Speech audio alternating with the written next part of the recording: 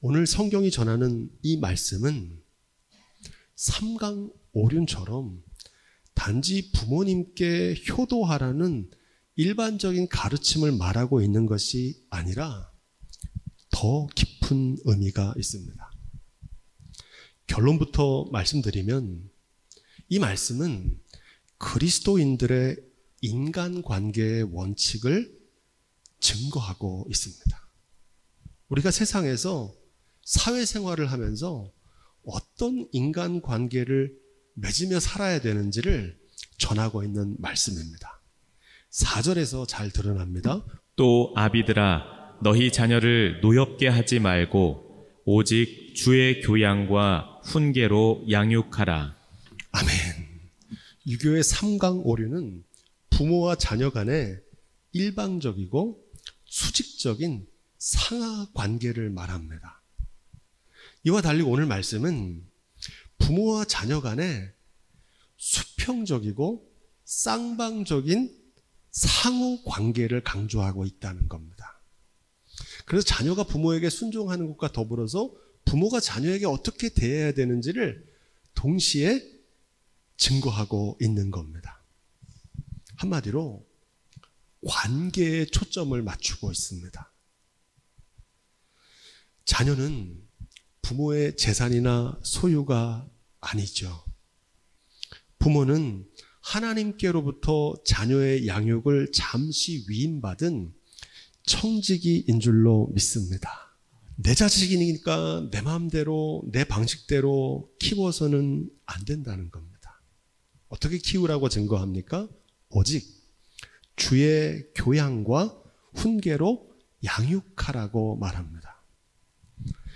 메시지 성경은 이 대목을 이렇게 번역합니다. 주님의 방법으로 그들을 돌보고 이끄십시오. 주님의 방법은 무엇일까요?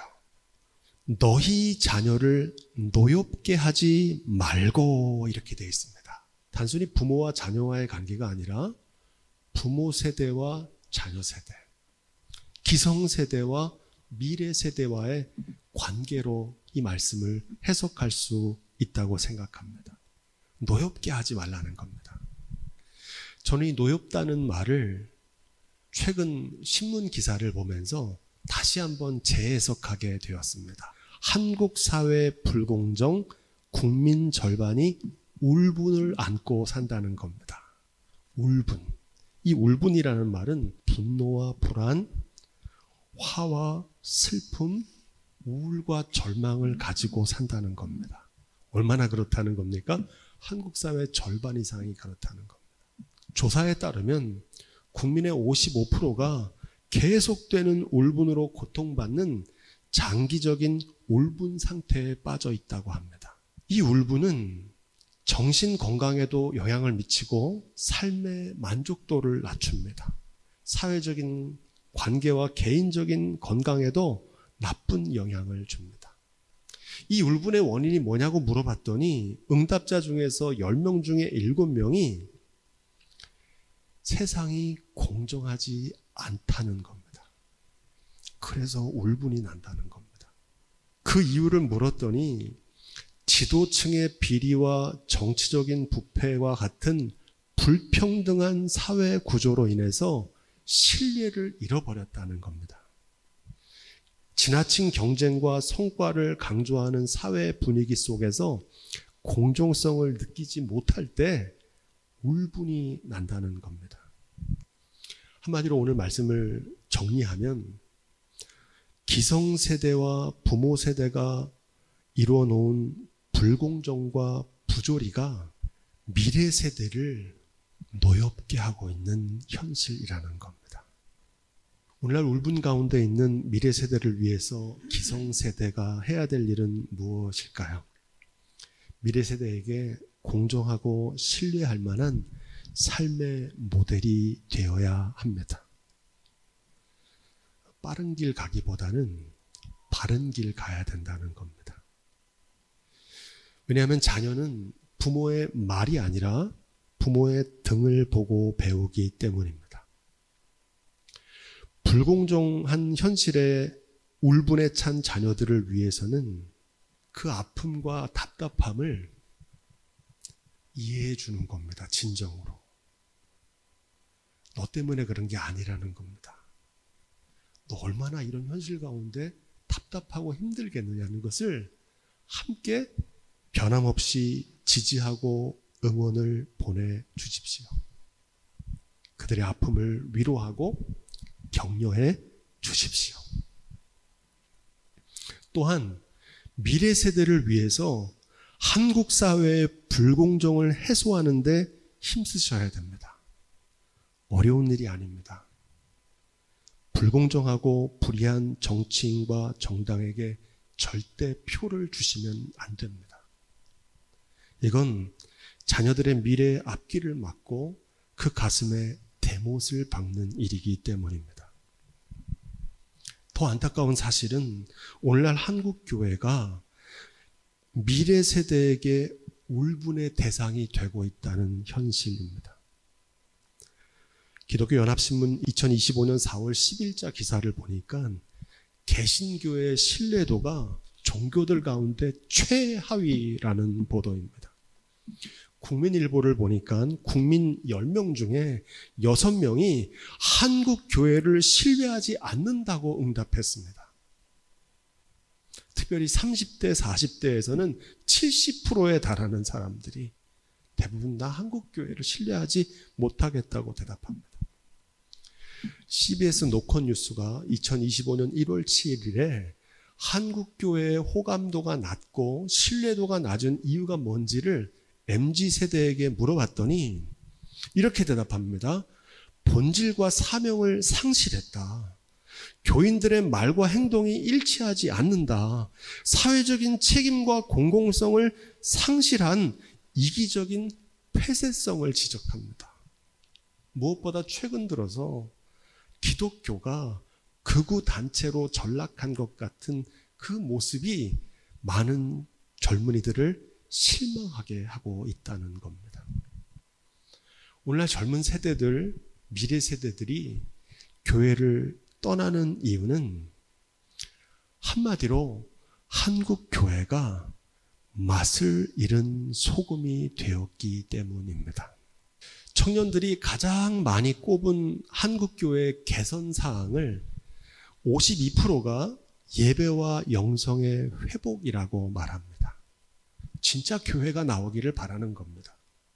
이어서 정의와 봉사 등 사회적인 책임을 감당해야 된다는 응답이 45%에 달하고 합리적이고 지성적인 신앙 그리고 민주적인 교회의 구조와 운용에 대해서 의견을 밝혔습니다. 오늘날 한국교회를 향한 다음 세대들의 기대와 바람은 간단합니다. 교회가 세상의 빛과 소금의 역할을 감당하기를 바라는 겁니다.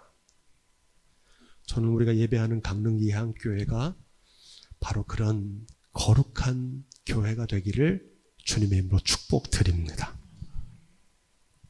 오늘 본문이 단순히 부모님을 공경하는 효도가 아니라 그리스도인의 인간관계의 원칙을 증거하고 있다는 사실이 이어지는 말씀에 잘 드러납니다. 우리 5절로 8절 말씀을 계속해서 읽어보겠습니다. 종들아 두려워하고 떨며 성실한 마음으로 육체의 상전에게 순종하기를 그리스도께 하듯하여 눈가림만 하여 사람을 기쁘게 하는 자처럼 하지 말고 그리스도의 종들처럼 마음으로 하나님의 뜻을 행하여 단 마음으로 섬기기를 주께 하듯 하고 사람들에게 하듯 하지 말라. 이는 각 사람이 무슨 선을 행하든지 종이나 자유하는 자나 주에게 그대로 받을 줄을 알미니라. 아멘. 종이라는 단어와 이 상전이라는 말은 오늘날에는 우리가 잘 와닿지 않는 말입니다. 2000년 전에 성경에 기록되었기 때문에 이것을 오늘날의 사회생활에 비춰 생각해 보면 무엇일까요? 그것은 바로 직장과 학교에서 이루어지는 인간관계를 말하고 있습니다. 핵심은 죽게 하듯 하라는 말씀입니다. 우리의 직업과 우리의 학업도 하나님께서 우리에게 맡기신 사명으로 여기라는 겁니다. 메시지 성경은 이 대목을 이렇게 번역합니다. 누구에게 지시를 받든지 하나님을 위해 일하는 것임을 늘 명심하시고 기쁘게 일하십시오. 우리가 하는 직장 생활과 우리가 하는 학교 생활이 주님께서 우리에게 맡기신 사명이라고 여기고 죽게 하듯 잘 감당할 수 있기를 주님의 이름으로 축원드립니다. 9절 말씀 계속 이어집니다. 시작. 상전들아 너희도 저희에게 이와 같이 하고 공갈을 그치라. 이는 저희와 너희의 상전이 하늘에 계시고 그에게는 외모로 사람을 취하는 일이 없는 줄 너희가 알미니라. 아멘. 메시지 성경은 이 대목 이렇게 번역합니다. 주인된 여러분도 똑같이 하십시오. 종을 학대하거나 위협하지 마십시오. 여러분과 여러분의 종이 섬기는 주님은 하늘에 계신 같은 주님이십니다. 그분께서는 여러분과 여러분의 종을 차별하지 않으십니다. 이렇게 증거합니다. 우리가 살고 있는 사회생활에서는 위계의 질서와 상하 관계를 강조합니다.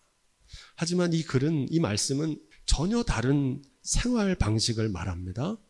그리스도인은 상명하복이 아니라 상호 존중에 힘써야 된다는 겁니다.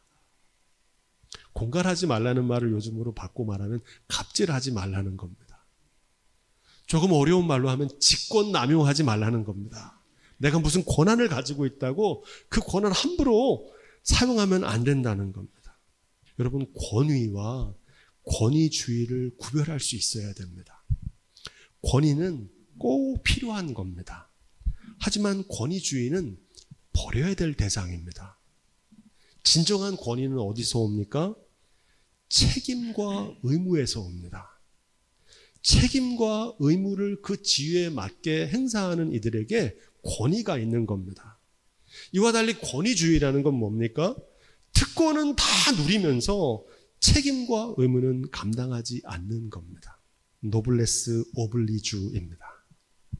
프랑스어인데 더 큰 힘과 지위에는 더 큰 책임과 의무가 뒤따른다는 말입니다. 지위와 직분에 상응하는 의무와 책임은 교회 지도자들에게도 동일하게 적용되기 때문입니다. 요단강을 건널 때 그 요단강의 기적에 등장하는 제사장들의 모습에서 저는 진정한 교회의 지도자 상을 봅니다. 제사장들은 여호수아의 명령대로 범람하는 요단강에 자신의 발을 먼저 내딛고 모든 백성들이 다 그 강을 건널 때까지 언약궤를 맨 채 범람하는 강물 한가운데 머물러 서 있었습니다. 짧지 않은 목회 여정에서 삶으로 전하는 것만 남는다는 것을 체험했습니다. 그래서 100마디 말보다 언행일치와 솔선수범으로 힘든 일, 굳은 일 마다하지 않고 먼저 좋은 믿음의 본보기가 되기를 힘써 왔습니다. 바라기는 저와 여러분들이 이와 같은 우리에게 맡겨진 지위와 직분을 잘 감당하는 주님의 일꾼들이 될 수 있기를 주님의 이름으로 축복드립니다. 오늘 이 말씀은 그리스도인이 세상 속에서 지켜야 될 인간관계의 원칙 가운데 한 부분입니다. 이 말씀은 어디서부터 시작되냐면 에베소서 5장부터 이어지는 말씀입니다. 에베소서 5장 22절로 24절 말씀, 우리 그런 의미에서 함께 읽어보겠습니다. 이 말씀을 얼핏 보면 여필 종부라고 들어보셨죠? 여자는 반드시 남편을 따라야 된다는 이런 시대착오적인 가르침이 아닙니다. 이 말씀은 그 부부관계를 통해서 그리스도인들이 삶에서 어떤 인간관계를 맺어야 되는지를 증거하고 있는 말씀입니다. 메시지 성경은 이 대목을 이렇게 번역합니다. 그리스도를 경외하는 마음으로 서로 예의 바르고 공손하게 대하십시오. 아내 여러분, 그리스도를 지지하는 것처럼 남편을 이해하고 지지해 주십시오. 이 말씀은 남편을 향한 아내의 신뢰와 존중을 전하는 말씀입니다. 계속해서 25절로 27절 말씀도 우리 함께 읽어보겠습니다. 메시지 성경 이 대목을 이렇게 번역합니다. 남편 여러분, 그리스도께서 교회를 사랑하신 것 같이 아내를 사랑하는 일에 전력하십시오. 주님의 사랑은 받는 것이 아니라 주는 것입니다. 그리스도의 사랑은 교회를 온전하게 합니다. 그리스도의 말씀은 교회의 아름다움을 일깨웁니다. 주님의 모든 행동과 말씀은 교회를 가장 아름답게 만들며 눈이 부실 만큼 흰 비단으로 교회를 둘러서 거룩함으로 빛나게 하려는 것입니다. 남편은 아내를 그런 식으로 사랑해야 합니다. 이렇게 번역합니다. 계속해서 28절로 30절 말씀도 우리 함께 읽어보겠습니다. 28절로 30절 시작. 이와 같이 남편들도 자기 아내 사랑하기를 제 몸같이 할지니 자기 아내를 사랑하는 자는 자기를 사랑하는 것이라. 누구든지 언제든지 제 육체를 미워하지 않고 오직 양육하여 보호하기를 그리스도께서 교회를 보양함과 같이 하나니 우리는 그 몸의 지체인민이라. 아멘. 계속 말씀드리지만 이 남편과 아내는 가부장적인 사고 종속 관계가 아니라는 겁니다. 이 말씀은 아내들에 대한 얘기는 잠깐 나오고 남편들을 향한 얘기가 많이 나오잖아요. 사실 아내들에게 하는 말씀이 아닙니다. 2000년 전 사회 속에서 더 높은 지위에 있다고 생각했던 남편들에게 권면하는 말씀입니다. 그리스도와 교회처럼 상호 보완적인 관계라는 것을 증거하고 있습니다. 여기서 말하는 아내는 단순히 남편에 대비되는 아내라기보다는 여성을 뜻한다고 해석합니다. 여성은 사회적인 약자입니다.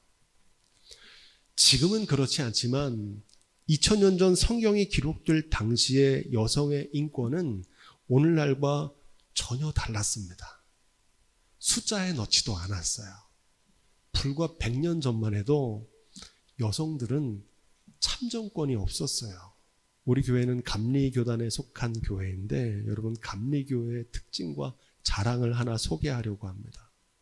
감리교회는 여성들의 인권과 양성평등에 가장 앞장선 교단입니다. 우리나라의 교회들 가운데 여성 목사와 여성 장로를 안수하는 제도가 있는 교회가 있고 그게 없는 교회가 있습니다. 우리 감리교회는 이 여성 목사 안수 제도를 1955년에 최초로 시행한 교단입니다. 예장 통합 측 같은 경우는 1996년에 와서야 여성 목사와 여성 장로 제도를 받아들였습니다. 순복음교회는 1997년, 성결교회는 2005년, 침례교회는 2013년에 돼서야 비로소 교회의 여성 지도자들을 세우는 일을 했다는 겁니다. 반면에 예장 합동이나 고신과 합신 등 아직도 여성 안수 제도가 없는 교회들이 존재합니다. 저는 주님이 머리 되신 교회가 큰 자가 작은 자를 돌보고 강한 자가 약한 자를 섬기는 차별 없이 공정한 교회가 되기를 소망합니다. 31절로 33절 말씀 우리 계속해서 읽어보겠습니다. 이러므로 사람이 부모를 떠나 그 아내와 합하여 그 둘이 한 육체가 될지니 이 비밀이 크도다. 내가 그리스도와 교회에 대하여 말하노라. 그러나 너희도 각각 자기의 아내 사랑하기를 자기같이 하고 아내도 그 남편을 경외하라. 아멘. 사도 바울은 사실은 아내와 남편과의 관계를 말하는 게 아니라 그리스도와 교회의 관계에 대해서 말하고 있다, 이렇게 말합니다. 교회와 가정에서 서로를 내 몸처럼 아끼고 돌봐야 하는 이유가 있습니다. 그 이유는 한 몸이기 때문입니다. 아내를 사랑하는 것은 약한 자를 돌보고 섬기는 건 그를 위한 게 아니라 나 자신을 위한 일이라는 겁니다. 교회 공동체는 헬라어로 오이쿠메네라고 그러는데 한 배를 탄 사람입니다. 한 배를 탔다는 말은 무슨 뜻입니까? 공동 운명체라는 말입니다. 죽으면 함께 죽고 살면 함께 산다는 겁니다. 여러분, 가정과 교회는 영광도 부끄러움도 함께 받는 운명 공동체인 줄로 믿습니다. 근데 이걸 모르는 분들이 있더라고요. 누군가를 아프게 하면 내가 아픈 거고, 누군가가 기쁨을 누리면 그 기쁨이 나에게 돌아온다는 겁니다. 한 몸이기 때문에. 그래서 교회 공동체는 한 사람의 화려한 독창이 아니라 서로 다른 소리가 조화롭게 하모니를 이루는 아름다운 합창이 되어야 할 줄로 믿습니다. 오늘 말씀을 마치면서 누가복음 17장 20절로 21절 말씀을 우리 함께 묵상하겠습니다. 바리새인들이 하나님의 나라가 어느 때 임하나이까 묻거늘 예수께서 대답하여 가라사대 하나님의 나라는 볼 수 있게 임하는 것이 아니요 또 여기 있다 저기 있다고도 못하리니 하나님의 나라는 너희 안에 있느니라. 아멘. 하나님의 나라는 하나님의 통치, 천국을 가리킵니다. 하나님의 나라가 언제 어디서 이루는지를 묻는 바리새인들에게 예수님께서 분명하게 말씀해 주십니다. 하나님의 나라는 너희 안에 있다. 이 말씀을 어떤 분들은 이렇게 해석합니다. 하나님의 나라는 내 속에 있다. 우리의 내면이나 우리의 심령, 우리의 마음 가운데 있다. 이렇게 해석하는데 잘못된 해석입니다. 영어 성경을 보면 이 말씀의 뜻이 분명해집니다. The kingdom of God is already among you. 이렇게 되어 있습니다. 여기서 중요할 거는 among you라고 하는 구절입니다. 이 among이라고 하는 단어는 세 사람 이상의 관계를 뜻합니다. 하나님의 나라는 어디서 임하느냐? 하나님의 나라는 어떻게 체험할 수 있느냐? 하나님의 나라는 관계 속에서 경험할 수 있다는 겁니다. 할렐루야. 하나님의 나라는 세 사람 이상의 관계 속에서 이루어진다는 겁니다. 한마디로 하나님의 나라는 관계 속에 있다는 겁니다. 바라기는 서로 사랑과 상호 존중, 상호 신뢰, 한 몸과 화합을 통해서 주님 안에서 이루는 아름다운 관계를 통해 하나님의 나라를 이루며 사는 교회와 가정이 다 되시기를 우리 주님의 이름으로 축원드립니다.